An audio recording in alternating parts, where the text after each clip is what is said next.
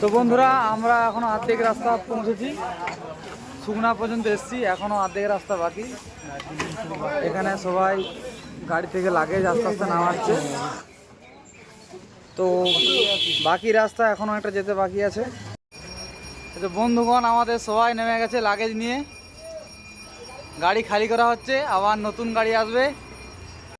তো যেহেতু আমাদেরকে খুব সকাল সকাল রওনা দিতে হয়েছিল, তো আমাদের সেরকম কিছু খেয়ে আসা হয়নি, তাই আমরা এখানে সকালের টিফিনটা করে নিচ্ছিলাম। গতবার মোটামুটি ডিউটি পারপাসে আমাদের দার্জিলিং যাওয়া হয়। আমাদেরকে সুগনাতেই প্রথমে আনা হয়, তারপরে আবার দার্জিলিং থেকে আবার গাড়ি আসে, তো তারপরে আবার ওই গাড়ি করে আমরা যাই। তো এই জায়গার দুটো সবথেকে স্পেশাল জিনিস হচ্ছে, এক হচ্ছে এই হনুমান মন্দির, একটা বিশাল বড় এখানে হনুমান মন্দির আছে, হনুমান দাদার এখানে বিশাল বড় একটা মূর্তি আছে। আর দ্বিতীয় হচ্ছে এখানে সুকনা স্টেশন। এই সুকনা স্টেশনটা এখানকার একটা হেরিটেজ সাইট, যেখানে এখান থেকে আমাদের যে ব্রিটিশ আমল থেকে তৈরি হওয়া যে টয় ট্রেনটা আছে, সেই টয় ট্রেন এখানে দাঁড়ায়।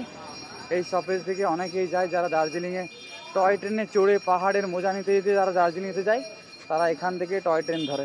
বন্ধুরা, এই হলো ওই টয় ট্রেনের রেলওয়ে লাইন, আর এই হলো আমাদের সুকনা স্টেশন।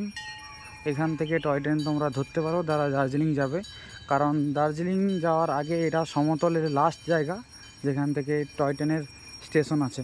তো তোমরা রেলওয়ে ট্র্যাকটা দেখে বুঝতেই পারছো।